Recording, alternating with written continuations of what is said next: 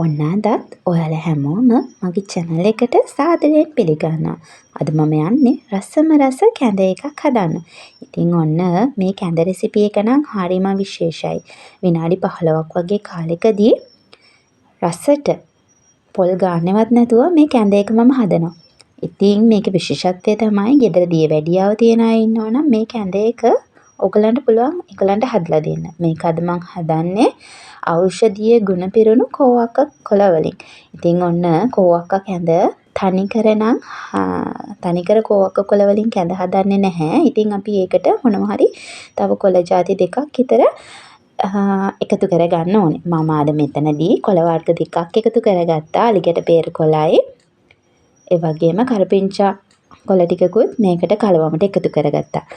ඔන්න ඉතින් අපි ගත්ත කොළවල තියෙන කොළ පාට සහ පෝෂණ ගුණය සහ ඖෂධීය වටිනාකම රැකෙන විදිහට අද මම මේ කැඳ එක හදන විදිහ ඔයගලන්ට කියලා දෙනවා. පේනව නේද? අපේ කැඳ එක කොච්චර ලස්සන පාටකට කොච්චර හොඳට ඇවිල්ලා තියෙනවද කියලා. ඉතින් ඉස්සර වගේ දැන් ගොඩාක් වෙලා ගන්න ඕනේ නැහැ කැඳ හදන්න. මෙන්න මේ විදිහට පුළුවන් ඔයගලන්ට හදලා බලන්න. හරි එහෙනම් වැඩි කතා නැතුව අපි බලමුද මේ කැඳ එක හදාගන්නේ කොහොමද කියලා. ඔන්න දැන් වීඩියෝ එක පොඩ්ඩක් පෝස් කරලා බලන්න. ඔයගලන්ට මෙන්න මේ දේවල් ටික තමයි කැඳ එක හදද්දී ඕන වෙන්නේ. හරි මම මෙතන අරගෙන තියෙනවා රතු කැකුළු හාල්. ඔන්න රතු කැකුළු හාල් වේලස්සන හොදලා වේලලා බ්ලෙන්ඩරේ කුඩු කරලා තමයි මම අරගෙන තියෙන්නේ. මෙන්න මේ විදිහට රතු කැකුළු හාල් ටික හොඳටම කුඩු වෙන්න ඕනේ. එතකොට තමයි අපේ කැඳ එක ඉක්මනටම හදාගන්න පුළුවන් වෙන්නේ. අපේ ගෙදර නම් මේ වගේ රතු කැකුළු හාල් කුඩු කරලා අරන් තියලා තියෙනවා කැඳ හදන්නම. ඔන්න පොල් බෑවක පොල් ඕන වෙනවා. ඒ වගේම අලිගැට peer කොළ. අලිගැට peer කොළ ගද්දී අලිගැට peer ගහේ දළු කොළ ගන්න ඕනේ. මෙතන මම දළු කොළ 10ක් විතර අරගෙන තියෙනවා. ඒ වගේම කරපිංචා අතු 2-3ක් අරගෙන තියෙනවා. ඒ වගේම කෝවක්ක කොළ ටිකක් අරගෙන තියෙනවා. මෙතන මට පෙන්වන්න බැරුව ගියා ඔයගලන්ට. තව මං අරගන්නවා සුදු ලුණුයි ලුණු පිංචකුයි. ඔන්න දැන් අපි ඔය වගේ අපේ කුඩු කරගත්ත හාල් ටික වාජනයට දාලා මේකට හොඳට නටන උණු වතුර දාගන්න ඕනේ. මෙන්න මේ විදිහට හොඳට නටපු උණු වතුර දාගත්තාම අපිට කැඳ එක හදාගන්න හරිම ලේසි. විනාඩි 2-3ක් යද්දී මේක හොඳට තැම්බිලා අපිට අවශ්‍ය ගානට අපේ බත් කැඳ එක හැදෙනවා. ඊට පස්සේ ඔන්න ඒක එහෙම ලිපේ තියලා අපි දැන් යන්නේ පොල් ටික බ්ලෙන්ඩ් කරගන්න. ඔය වගේ පොල් කෑලි වලට කපලා බ්ලෙන්ඩරේට දාලා බ්ලෙන්ඩ් කරගන්න තමයි ඕනේ. ඔන්න ඔය පේන විදිහට ඔයගලන්ට පුළුවන් පොල් කෑලි වලට කපලා බ්ලෙන්ඩරේට දාලා වතුර දාලා හොඳට බ්ලෙන්ඩ් කරගන්න.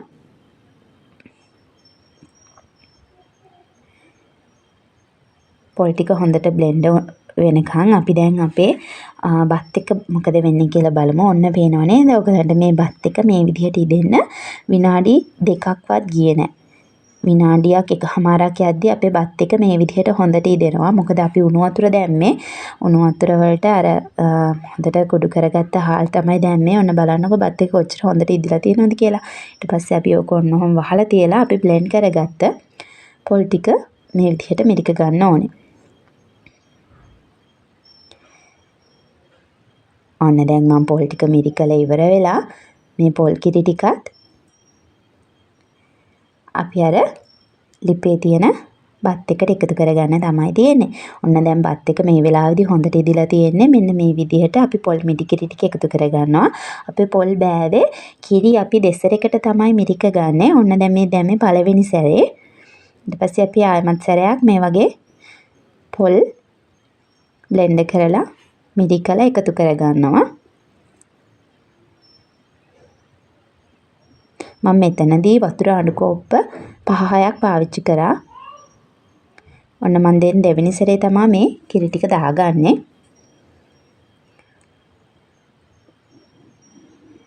ඔන්න ඔය විදිහට දෙවෙනි සැරේට කිරි ටික දාලා අපි දැන් පොල් මිරිකලා ඉවර වෙච්ච පොල් රොඩි ටික බ්ලෙන්ඩරේ අඩියටම දාලා අපේ කොළ ටික ඔක්කොම බ්ලෙන්ඩරේට එකතු කරගෙන ආයෙමත් වතුර අඩු කෝප්ප 2ක විතර ප්‍රමාණයක් එකතු කරගන්න ඕනේ.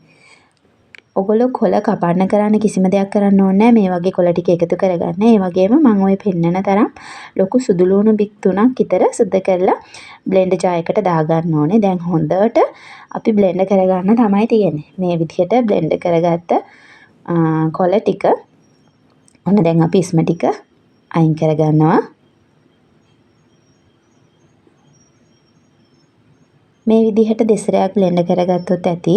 ඊට පස්සේ ඔන්න දැන් අපි බත් එක උයාගෙන පොල් කිරි ටිකක් දාලා හොඳට නටවගෙන තියෙන්නේ. ඊට පස්සේ තමයි අපි අපේ අර කොළ ටික එකතු කරගන්න. කොළ ඉස්ම ටික එකතු කරගන්න ඕනේ.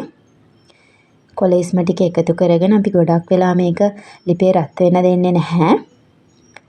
බ්ලෙන්ඩර් ජාර් එකේ මං දෙසරයකට මේ කොළ ටික දාගෙන හොඳට මේක ඉස්ම ටික වෙන් කරගත්තා. ඔන්න දැන් ඕගලන්ගේ රස අනුව ලුණු දාගන්න පුළුවන්. මම මේකට ලුණු තේ හැඳි 2ක් දාගන්නවා. ඊට පස්සේ ඔන්න පොඩි වෙලාවක් මේක ලිපේ තියාගන්න තමයි තියෙන්නේ.